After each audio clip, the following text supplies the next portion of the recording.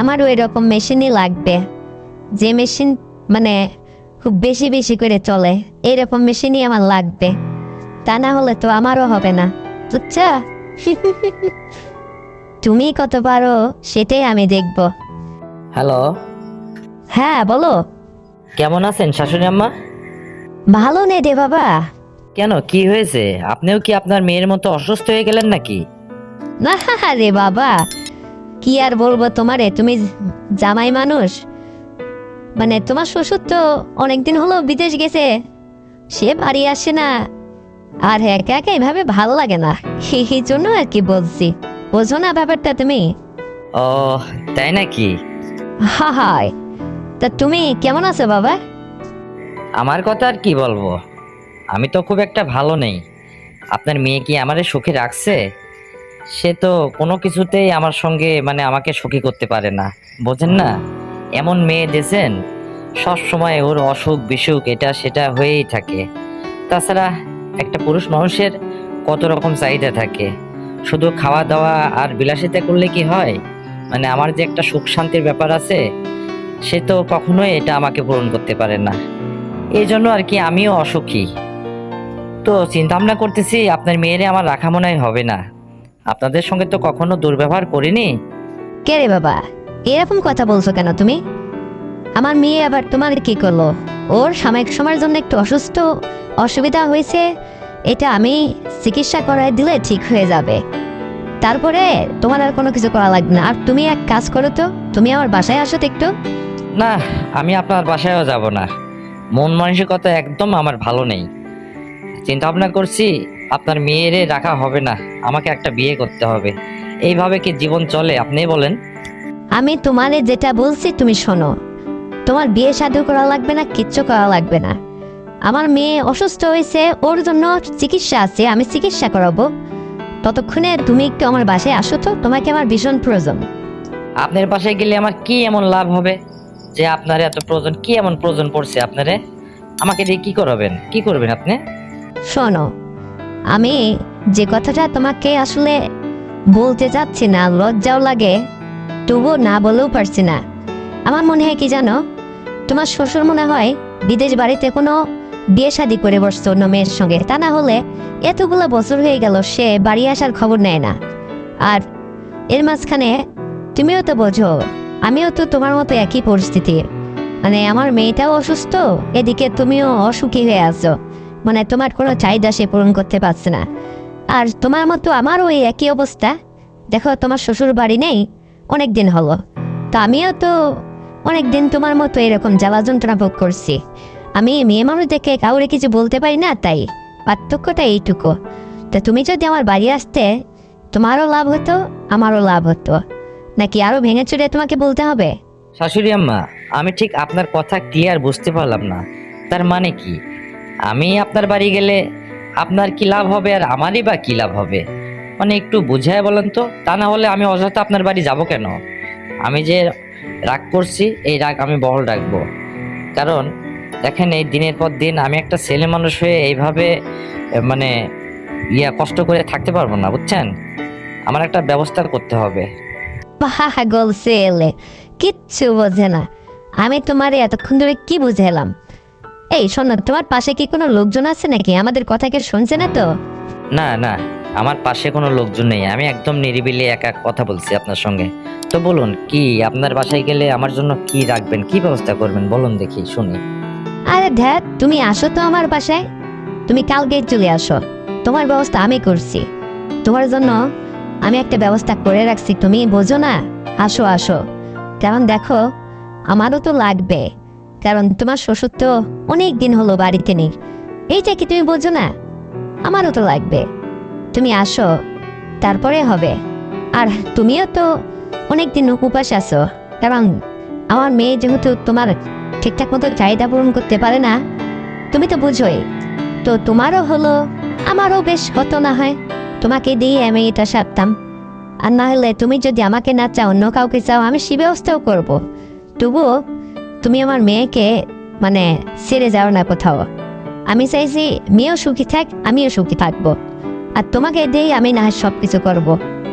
এইরকম হলে তো ভালোই হয়, কারণ এক ঢিলে দুই পাখি। আমি চাই কি জানেন, যে এভাবে যদি আপনার মেয়ে অসুস্থ থাকেই অনেক দিন, মানে দিনের পর দিন, সমস্যা নেই, তাহলে যদি আপনি আমার ওর গ্যাপটা পূরণ করে দেন। আর জানেন, আমি এটা আপনাকে ভাবছি, যদিও আপনার শাশুড়ি, তারপরেও আপনাকে আমি কোনোদিন এটা বলার সাহস পাইনি। কারণ আপনি যখন ওই যে বাথরুমে গোসল করতে যাইতেন না, হ্যাঁ হ্যাঁ, মানে আমি উঁকি মেরে আপনার গোসল করাও দেখছি। মানে আপনার পুরা ফিগারটা দেখে না আমিও মনে মনে খুব পাগল হয়েছিলাম। ও তাই নাকি? আচ্ছা, তারপর? কারণ আপনার মেয়ে তো এটাই আপনার বড় মেয়ে, আপনারও যে খুব একটা বয়স তার তো না, মানে আপনিও ধরতে গেলে ইয়াং। তো এরকম বয়সে মানে আপনার ওই ছোট চেহারাটা দেখে আমিও খুব মুগ্ধ। তো আপনি যদি এরকম বলেন তাহলে তো আপনাকে আমার তো আর কোনো টেনশনই নেই। আমি ঠিক আছে, আমি কালকেই কিন্তু আসবো। তোমার সাথে কথা বলতে গিয়ে আমার তো মনে হচ্ছে এখনই লাগবে। তুমি কি কালকে শিওর আসছো, নাকি অযথা মিথ্যা কথা বলছো? মিথ্যা বলো না, অবশ্যই কিন্তু কালকে তুমি আসবা। কারণ তোমার সাথে এই রসিকতা কথা বলতে গিয়ে দেখো আমার কিন্তু নদী ফিরে যাচ্ছে, বুঝতেই তো পারছো। মনে হচ্ছে এখনই আমার লাগবে, কারণ আমি অনেক দিন আসলে এরকম কোনো স্বাদ পাই না তো। মানে নদীতে জোয়ার উঠছে, বুঝছো? বোঝো না এটা? তাহলে তো তোমাকে আহ, মানে সোনা পাখি সোনা পাখি বলে ডাকবো এখন থেকে। তো ঠিক আছে সোনা পাখি, হুম, আমি কিন্তু সত্যি কালকে আসছি, আমাকে নিরাশ করো না কিন্তু, ঠিক আছে? আর এই কথা যেন কেউ না বোঝে। না, হা হা রে জান পাখি, এই কথা কি আর কাউকে বলা যায়? আমারও তো একই কথা। তোমার আমার এই সম্পর্কটা যেন কেউ বুঝতে না পারে, বুঝছো? আর শোনো, মানে তোমাকে আসলে আমি যে কাছে এভাবে পাবো আমি ভাবতেই পারছি না। আমার কাছে কেমন যেন একটা স্বপ্নের মধ্যে মনে হচ্ছে। আর ওর অসুখ যতদিন না ভালো হয় অতদিন তোমার আমার এরকম চলবে। কি তুমি এর মধ্যে কোনো আপত্তি করো না?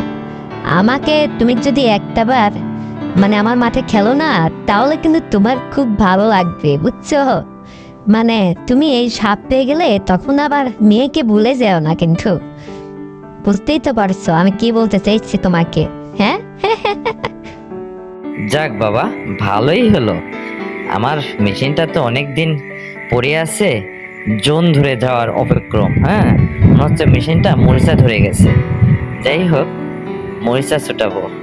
আর আচ্ছা, আপনারা তো মেশিনটা অনেক দিন ব্যবহার হয় না, মানে একদম মরিচা পড়ে গেছে।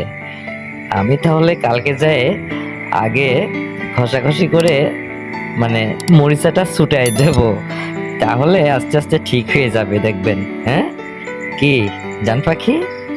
তো হোমার কথা শুনে আমার গা শিরশির করছে, জানো? মানে আমার খুবই ভালো লাগছে, কেমন যেন একটা দারুণ সুন্দর একটা অনুভূতি আমার ভিতরে প্রকাশ করছে।